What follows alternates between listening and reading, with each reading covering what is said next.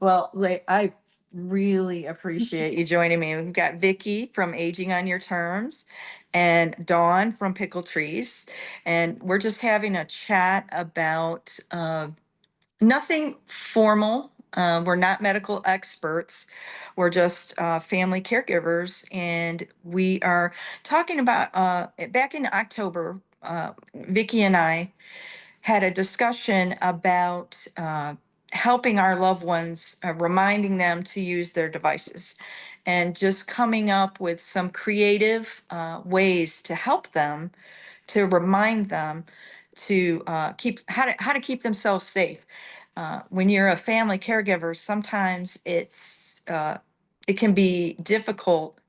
The reminders are coming so frequently and the redirects are coming so frequently, you can end up with tension between you and the loved one. And just sitting down with someone who, like Vicky and like Dawn, maybe we can come up with ideas to help them, uh, and remind them, not nagging them, but reminding them to keep themselves safe.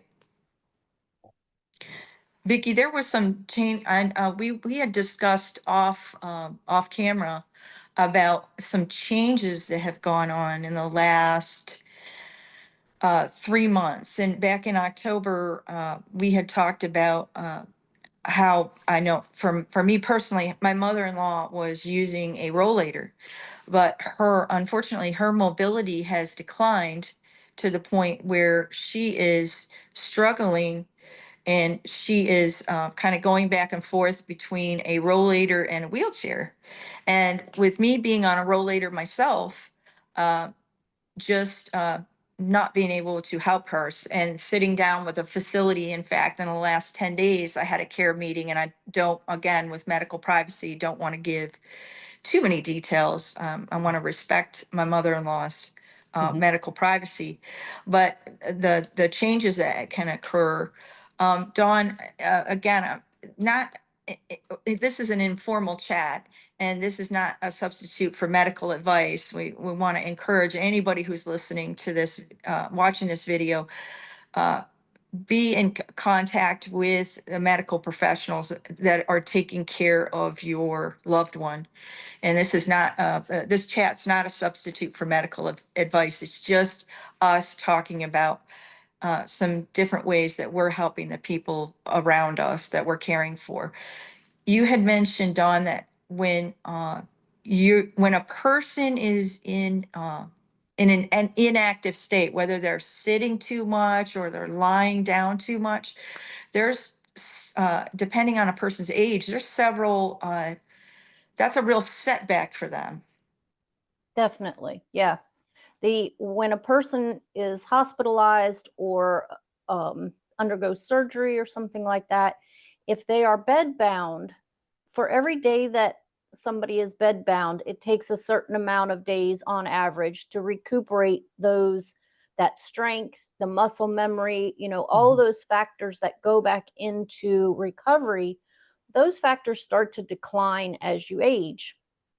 The ability to bounce back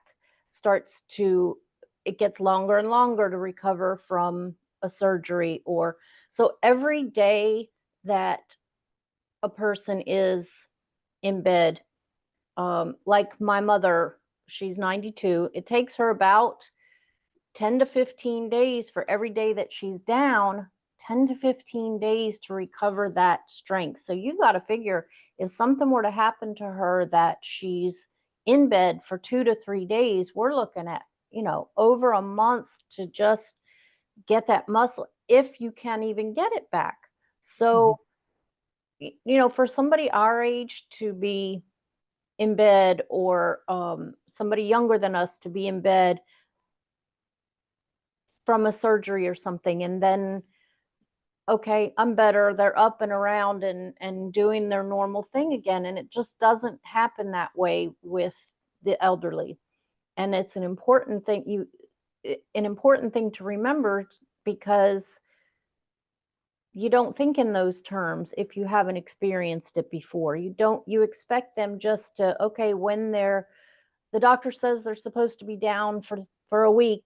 When that week is over, they're going to be up and around, and it just doesn't work that way. So you want to encourage as soon as possible, even if it's just standing up, putting weight, bearing weight, Yes. anything to encourage the movement and the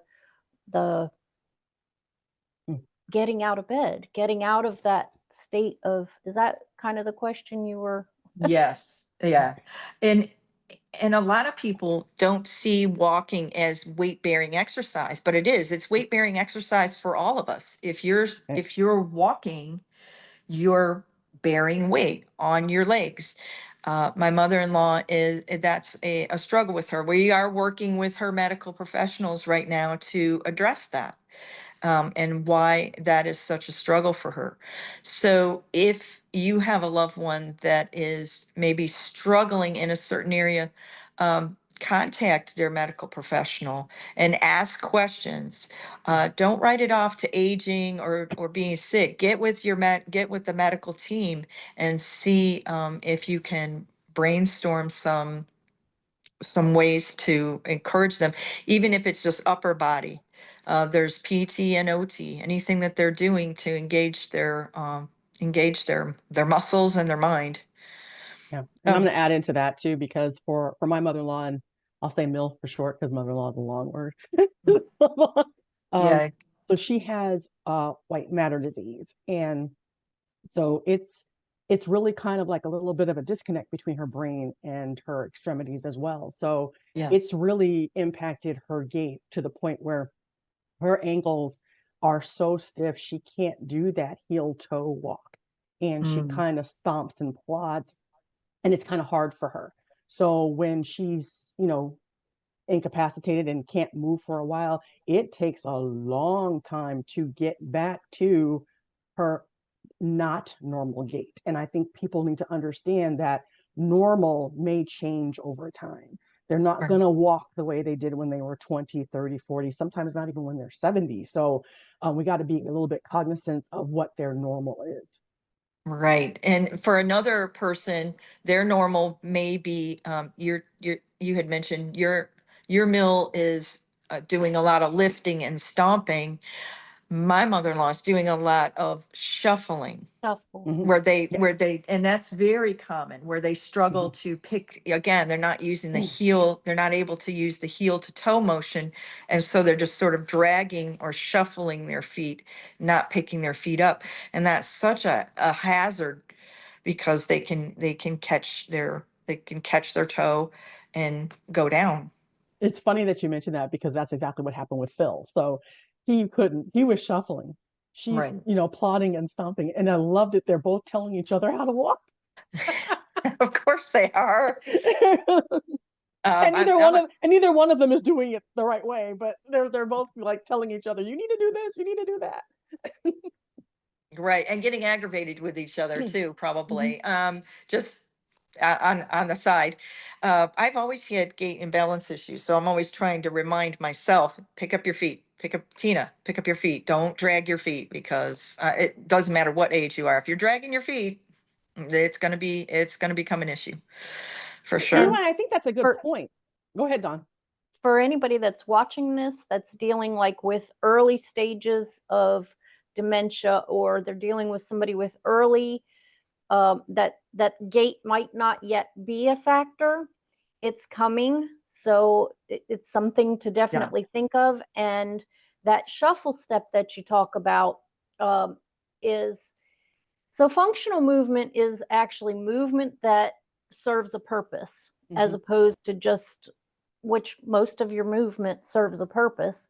But functional movement is the decline. When that starts to decline, you start to not be able to do as many things. Hmm. So gait is something, mobility, the function of mobility is very dependent on your gait.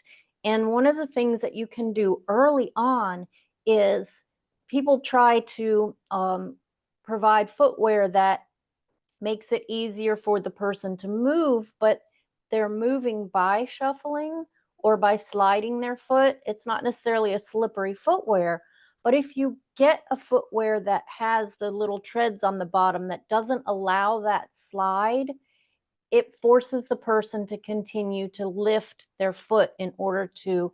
So that has to be something that starts early, though, because like you were saying, it can cause tripping if they're used to sliding and all of a sudden that foot is sticking with those treads. It can cause stumbling, that kind of thing. So again, if it's somebody that's very early in the process, consider a non-sliding footwear. Not just not slippery, because we all want not slippery footwear, but non-sliding that forces the person to continue to lift that foot to get that step. And that's a functional movement that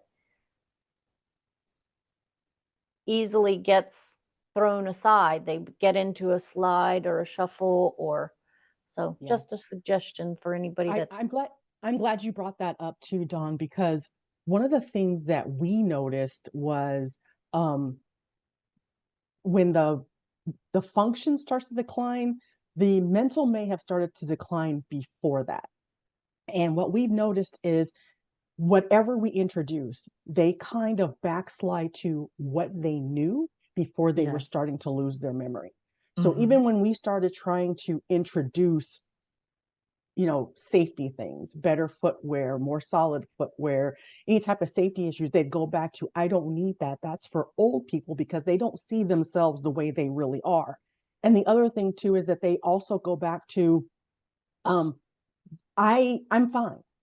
I'm fine. Doctor can just tell them something is not right, but that's not what they heard, because they're back into a time when they were completely fine and they can't see it. And so that's one of the things that I've been having to work on, is how I phrase that so it doesn't say, look, woman, you're 84 years old, okay? You need this. So being really cognizant of the fact that she's not lying to me and she's not trying to deceive me. Her brain is telling her she's probably 40. Yeah. Got it. Definitely. And it may be their standard, it may be their rote answer as well. I know for my mother-in-law, even my father, he's been, God bless him, he's been gone for 20 years. But it's just the first word that pops out of their mouth. How are you today? And the doctor says, how are you today? Fine. You know, at one point, the doctor who was treating my father's an end stage cancer. He goes to see the oncologist, and the oncologist says, oh, how are you today? And he says, fine. And the doctor looks at him and says, then why are we here? I mean, not in a bad way, but it was like, it kind of shook him out of that. Oh, okay. If you were fine, you wouldn't be sitting in the doctor's office. So, but again, it's where the importance of us being there to help as much as we can. I have to be my Mill's voice at this point. I really do, because she is going to tell the doctor that she is fine. Every visit we go, she's going to tell the doctor that it's fine. And I have to speak up and say, well, here are some of the, not to contradict her, I will just kind of gently insert, well, we're here today because she's fallen 4 times in the last 3 months. And of course, falls are such a red flag for any of her caregivers. If she's falling, if her legs are not supporting her, that's a huge red flag. It is, and I think that's a good point that you brought, is that we actually have to make sure that we are there and we're being their advocates, because it's not that I found in my situation, and everyone's situation could be completely different. She's not just going to fine because she doesn't want to talk to the doctor. She's going to fine because that's exactly what her brain tells her she is. Yeah. And, we were just talking right before her last doctor's appointment, and she was telling us her back hurt. And within 5 minutes, she forgot that her back hurt. And so I said, did your back hurt? And she was like, oh, no, my back hasn't hurt in months. And because that memory loss is, that short-term memory is just that bad. And so that's why it's really important to be there in the room with them, because they may not be lying. They could really just have forgotten that quick. Exactly, exactly.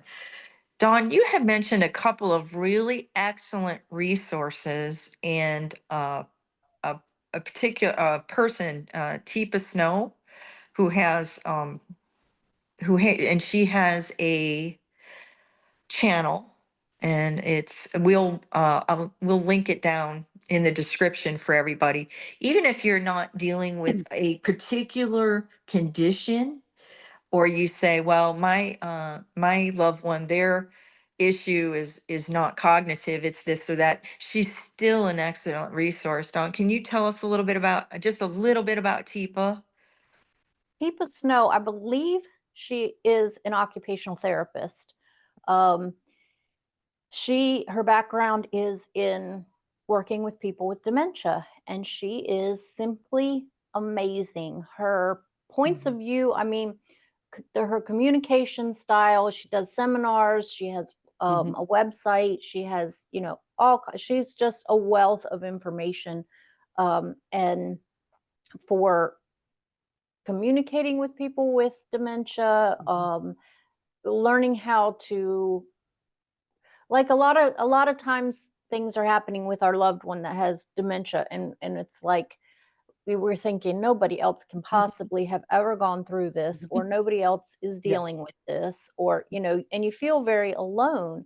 And Yeah. then you get to somebody like Teepa Snow, and the way that she explains what's going on and how to relate to him, and you're like, oh my gosh, it's not just me, it's not just my loved one. Yes. And so she really gives that point of view, and that makes you, and solutions to what you're dealing with, that you as a person with no medical background or whatever can really use the tools that she gives. So if you're just in a position where you just need some resources and some suggestions, Teepa Snow, and it's Teepa, Snow, like the snow. And she has a website, she has webinars, seminars. She's just a Yes. powerful, powerful resource for anyone. Yeah, and you can type it, we can all type her into YouTube.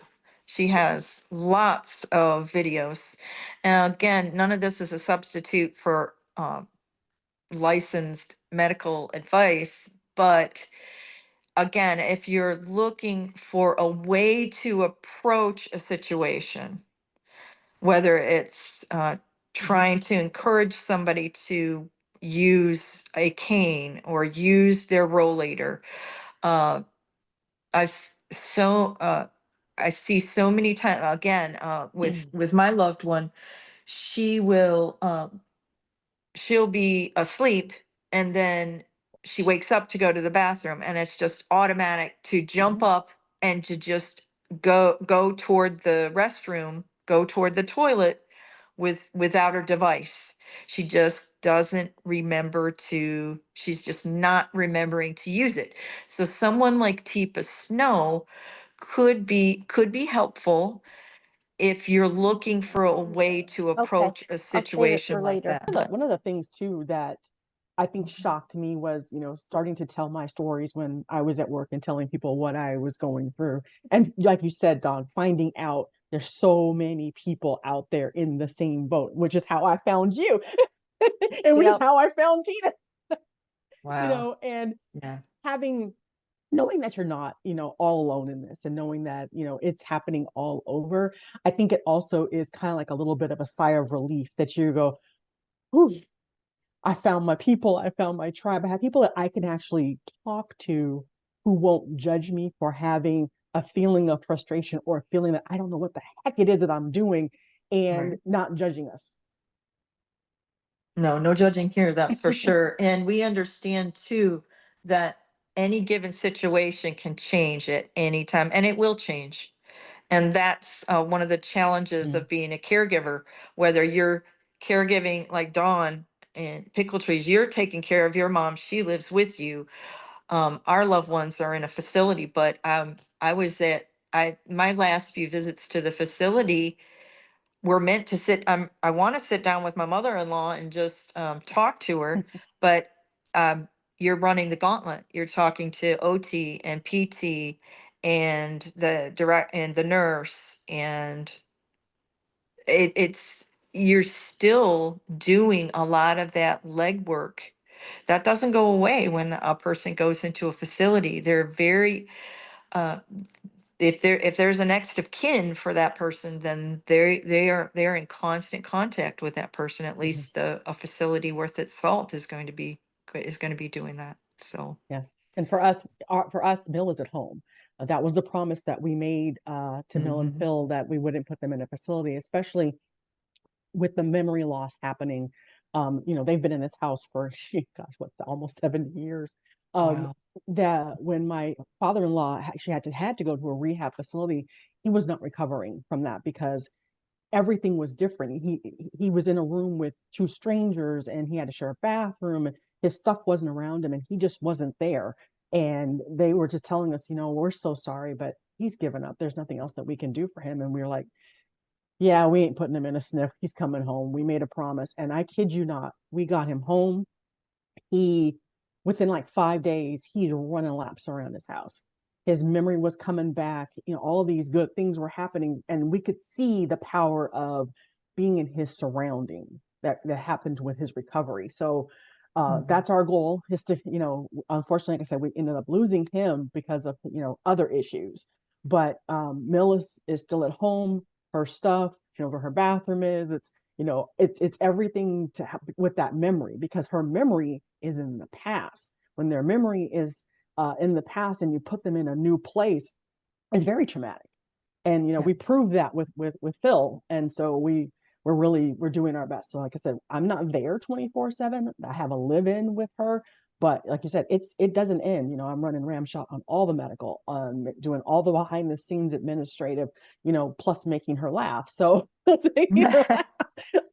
yeah, but the good part about this is, once we got to this phase, I think she now really realizes just how good she's got it. That she talks about her friends who are in facilities and how she really appreciates being home when she has those moments of clarity.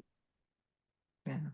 And that's a very important, like my mother still lives in her house, and you said she's living with me, and she's living in her house and I have my own separate life, kind of. It's a huge stressor, and we're kind of at that point of that a change has to happen. I do have hired help that comes in, but I am providing still a lot of her care. And I know that if she were to come live with me or go to a facility, it would destroy her, because even though to watch her, because she's in her own surroundings here, to watch her doesn't seem like her dementia is that progressed. Right. But it definitely is. It's her coping mechanisms and her ability to function in her own environment. She's been in this house almost 50 years. So she even goes through, like, going through routines. She forgets, small parts of them. But if those routines had to be retaught in a different environment, I just can't imagine it being successful. And the level of frustration that would produce would be devastating, I think. So there's that thing to have to weigh in making any decisions. And for the caregiver, the guilt, the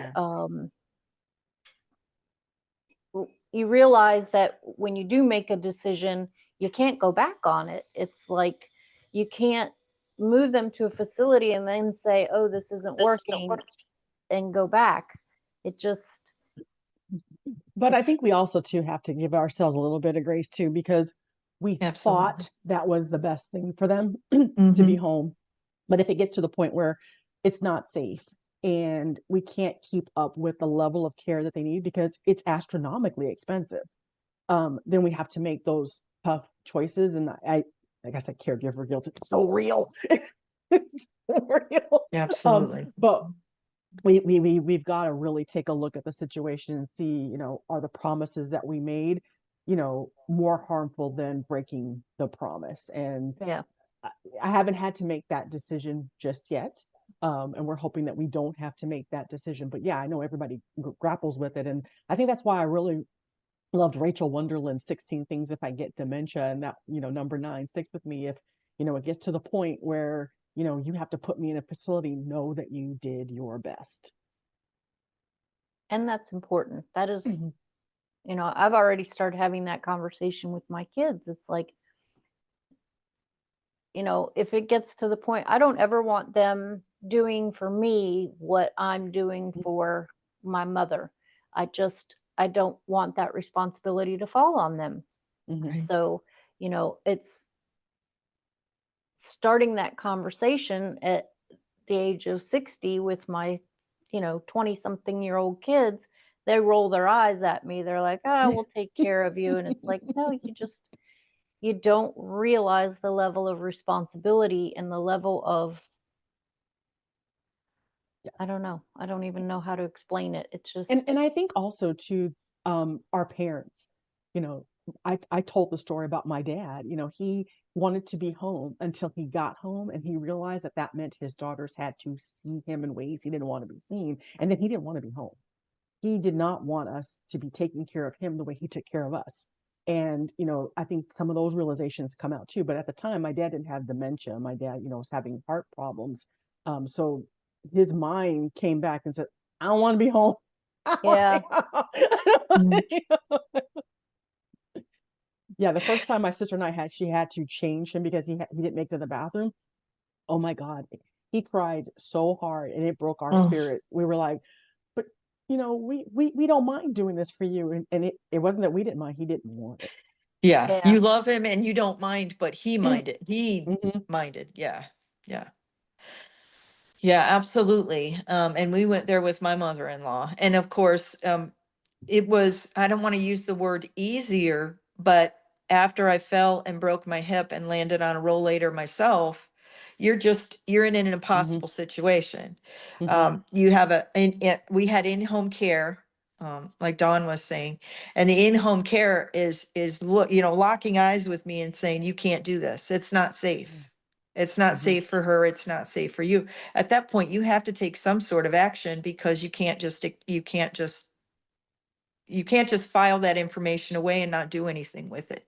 mm-hmm, You have to be, okay, I'm the caretaker, and up to a point, I am responsible for what happens to her at this point. That's where the that's where the heaviness comes in mm-hmm, for me. It's like you're the one making just as our parents made decisions for us, now we're making decisions for them. And these are big decisions. They are not easy decisions to make. mm-hmm, And they have a lasting impact on them and their care, and they have a lasting impact on us. So, but here we are, and at least we have one of the good things we have, like you said, Vicky, is we have our tribe. So mm-hmm. we have aging on our terms. We have pickle trees. Dawn, I appreciate so much the lighter moments that you've been able to create. Have really enjoyed your videos uh, right before the holidays on uh, the the attitude. It's our attitude toward caregiving, our attitude toward whether it's positive or negative, attitude toward ourselves, whether it's positive or negative, has such an impact on how we take care of our loved one and how we take care of ourselves. And just being here to support each other emotionally is absolutely huge. Mm-hmm. I never thought I would find this on YouTube, because Yeah. I joined Facebook because a long time ago, because I had nieces and nephews across the country and they wanted me on Facebook to, keep in contact. I don't contact them as much as the people who contact me on YouTube. Right. It's Yeah. it's like I can post something or post a picture and I don't hear from, them for like months. And then the second I put out a video, like, oh my gosh, everybody, look at this. I'm the same way. Oh my God, I can't believe I feel the same way. Or thank you for changing my thinking. Yes. I wasn't expecting that type of community from a place where you really couldn't like interact in the moment. So I was really surprised with YouTube. Me too. I've found the exact same thing. It's like this is a community that I never could imagine the existence of. Like you just can't imagine it. And Facebook just really does feel so empty and so It's one or note, one note. It's one dimensional and kind of one note for yeah. sure. Yeah. And you're limited. Like I guess the difference with Facebook is the people that are looking at your stuff are people that know you and might not necessarily be facing the same challenges as you, whereas on YouTube they've pretty much found you through sharing the same experiences and Mhm. looking for the same solutions and having the same problems. So the support level that you get is just Mhm. incredible. Yeah. And there's just nothing like it. And exactly what Vicky said was I never imagined the community Mhm. feeling, the feeling of community that you can get on YouTube. Yeah. And Mhm. Yes. It really gives you it really gives you hope. It really gives you hope. It really does. Mhm. Uh, Dawn, you mentioned another resource, and that was alz.org. yes, the Alzheimer's Association. And your loved one doesn't have to have Alzheimer's. Right. They are a wonderful resource for dementia, anything to do with cognitive functioning and aging. And they're just, um, if you go Mhm. to the alz.org, you can find a local chapter that you can connect with more resources that are more applicable to your specific area. And it's Mhm. just a huge organization that's a wealth of information and resources for dealing with an aging Mhm. family member or person in your life. Yep. So, And I also found that too with Amazing. the National Council on Aging too, because it's outside of dementia and Alzheimer's. It's just more broad. So if you're not dealing with someone with dementia, the National Council on Aging is good too. and doesn't the National Council on Aging have chapters in every state, or is Yes. that yes? Okay. So Yeah, what they they'll do. do is that they have chapters and they also like will point you to other resources as well. I really found them very helpful. Right.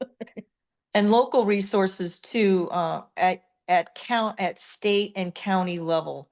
If you just type in aging and then the county that you live in or the state that you live in and see what pops up, see what generates. Mhm. Um, Look under health and human services Mhm. or social services. Look under ministries in your area. You might be able to find a support group that's in your area that or one person that you can call or text. I know for me it's my sister. She takes care of our 86-year-old mother, so she's my fallback, she's my resource. So hopefully chats like this and other channels, whether it's Pickle Trees or Aging on Your Terms or All Things Pink and Possible or Teepa Snow, you can just glean, if you can just glean one thing, we feel like we've come here and we've made a difference. And don't feel bad that you need help. I think Right. we've all grown up in this, yuppie world where, you just go, go, go constantly and, you got it, you're superwoman or you're Hmm. Superman. And once you get to this, you've got to drop the shield and step away from that cape because you can't do it all by yourself. No, no, You not at talk all. about you talk about your parents or in-law. saying, I'm fine. Oops, sorry about that. I'm fine, I'm fine. And, you know, that generation above us, they were always expected to be fine. Yes. So we are actually the generation between I'm fine and I'm not fine. And learning to, you know, people that are younger than us, they have placed a lot of emphasis on mental health um, and and they're just really open with, um, I'm not fine. And Mhm. so we kind of are in between that and learning. It is, for people in our age group, it's a bigger challenge. Sorry, to be able to say I'm not fine, because culturally we were raised with the I'm fine, raised by the I'm fine generation, and Exactly. They're Right. called the silent generation for a reason. for a reason, Exactly. yeah. And so, you know, I think we are learning to say I'm not fine and needing help. So I Mhm. kind of forgot where I kicked my phone and forgot, or my stand, and forgot where I was going with that, but it's okay to say I I'm not fine. It Right. is very okay to say I'm not fine, especially when you find yourself managing multiple lives. Like I said, Yes. Tina and I have talked about this in the past, the sandwich generation. You're taking care of your parents, and then you're taking care of your children. And there's a lot of, stress in between those layers. So you got to figure out a way to make sure you don't, stress yourself out to the point that you can't be there for yourself. Right. Absolutely. If you can't, I know on your Vicky, on your Aging on Your Terms website, and you also have a video. If you don't put that oxygen mask on, you are not for yourself. You are not going to be able to put it on for the person that you're taking care of. I remember It's having that moment. It was like, oh my gosh, why is she talking to me? Being on an airplane and going through the safety message, and she got to the part with the oxygen mask, and I was just having a conversation with my husband about we shouldn't be going on this trip. We need to be at home with your mom. And she started that oxygen mask, and I was like, oh, that's me. I need to put my oxygen mask on. I need to take care hmm of myself. I need to go. Mill's at home fine. She's got her Absolutely. living. She's got like this cavalcade of people coming through taking care of her. She's fine. Exactly. Exactly. Yeah, those are a lot of the changes, realizing that you can't manage on your own. That because a lot of their care involves so many people, physical therapists, occupational therapists, doctors, nurses. It's just become there's no way the medical the geriatric specialists don't work on their own, so why should we? uh, we can't do this they can't they have a whole team to help. So we should be putting together a team for ourselves as well. And that includes taking care of ourselves. Yep. Wholeheartedly agree there. I'm learning my lesson. Yeah. Yeah. Learn it and relearn it, right? Learn Yeah, it and relearn it. I definitely have to keep reminding myself because nobody Yeah. does it better than me. I got this. Yeah, I can do this. I And can do this. yeah, and we could have a whole nother conversation about, and I won't make you go there, but a whole nother conversation about how we are their fallback. I know very recently in the last couple of weeks, the scheduler, yeah, the facility has a scheduler, and she's trying to put my mother-in-law on the schedule to see a certain specialist, and my mother-in-law's fallback is, well, no, Tina does that. Tina does that. That's Tina's job. And it had been my job for years. So it's again, it's a challenge to let someone else deal with that responsibility, and for the person that you love, for them to realize, and they may not be, they may not understand that, okay, that's not my responsibility anymore. That's the schedule at the facility. That's what she does. And we have to let her, help you get to the doctor. So, but again, that's a whole Yeah. nother conversation. It's So, where the memory Let- it's where the memory goes. yeah, Let me bring up one other thing real quick. yeah, absolutely.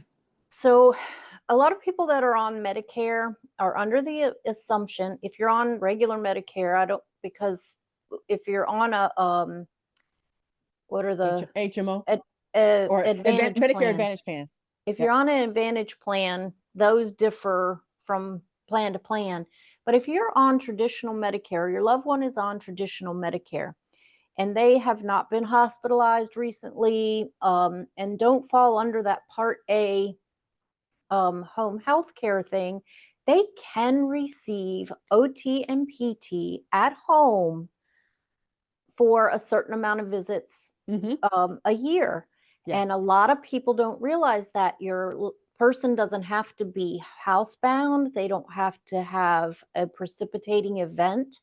They can receive OT and PT, and you don't even have to get the referral from your provider ahead of time. You can call, if you can find the people that, like Fox Rehab in our area is a very popular PT provider. It's difficult sometimes to find the provider that will provide Part B benefits at home, but it's getting more popular among the occupational therapy professionals. For one thing, Yes. there's a lot of individual businesses popping up where they come into your home and they provide services, 2 or 3 times a week under that Part B. They call the provider and get the authorization. They come and do the evaluation. All you got to do is get a hold of them and get on that schedule. So that is Yes. also a resource that a lot of people aren't aware of, that Yes. they don't So have. they would contact the contact the physical therapy facility directly to find Yep. out about that? Or an occupational therapy, or even ask their doctor, their primary care provider, do you know somebody that provides occupational therapy in the home? Or look up your city, state, whatever, and say occupational therapy at home or physical therapy at home. Wow. Yeah, and what I found is doctors may not know. So ask someone who's answering the phones. Ask someone who does the schedule, or books appointments, or someone sitting at the desk, because they may know a little bit more than the doctor. But I'm right there with you, Dawn. Before we changed, Mill and Phil doctor, he was not very helpful at all because they weren't on a Medicare Advantage plan. He's like, I don't know anything about Medicare. They can go anywhere they want to, and he wouldn't help us at all. And so I actually found them a new PCP that actually is home based. So all of their appointments are in the home. Everybody that he sends goes to the home. Blood draws, X-rays. The only thing he couldn't do was an MRI in the home. But when we had 2 people who were really struggling with their mobility, that was a lifesaver. Yeah.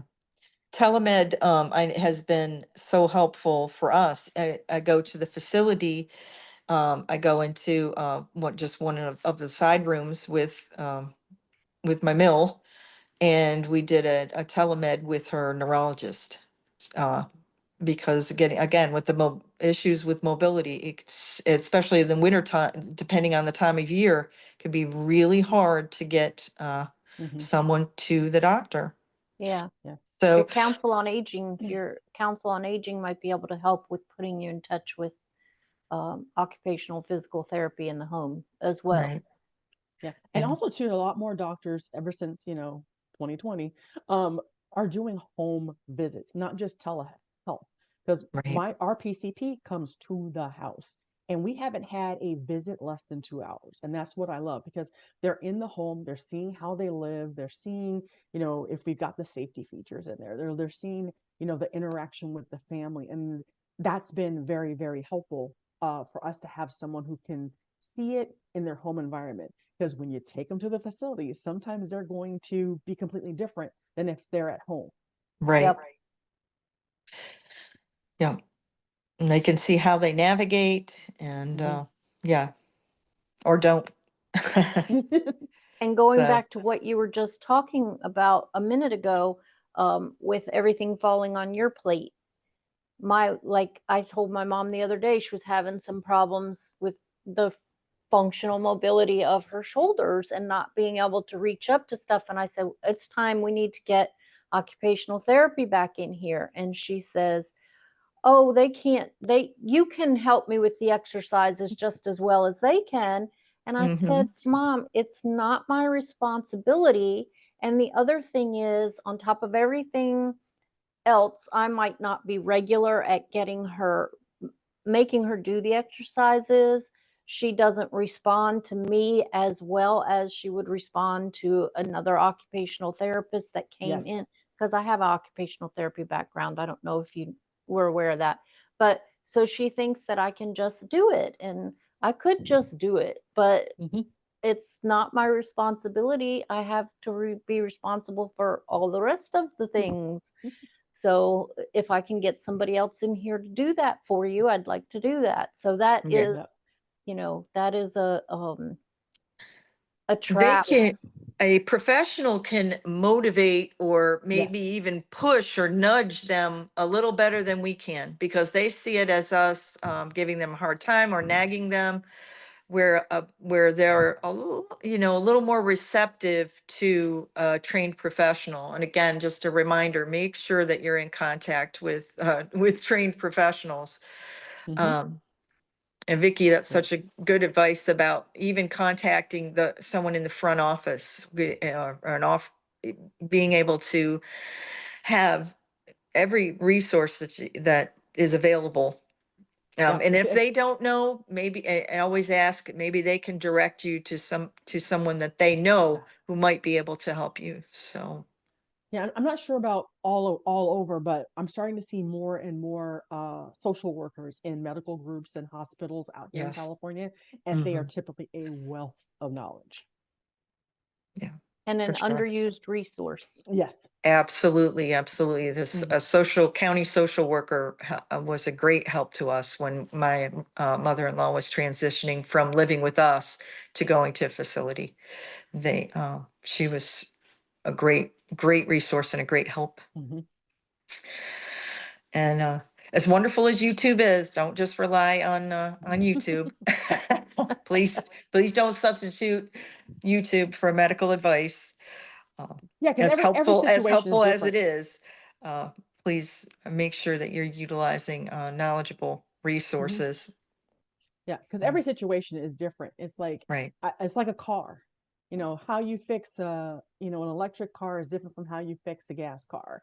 And how you fix a classic car versus how you fix one today with all the electronics. So while you can find a lot of good, useful information, you really want to make sure you're working with professionals to really understand your loved one's condition. Right. Well, ladies, I really appreciate being able to chat with you today. No, I'm glad we finally made it happen. Yeah. It was Vicki. Vicki, you made it, was our technical director today. So Vicki, Aging on Your Terms, thank you. Dawn with Pickle Trees. Everybody, when you just need a pick me up or you need a joke, you're looking for a joke to share with a friend, Pickle Trees is definitely will lift your spirits. Yes. And Dawn, we appreciate your background and your not only your knowledge, but your experience.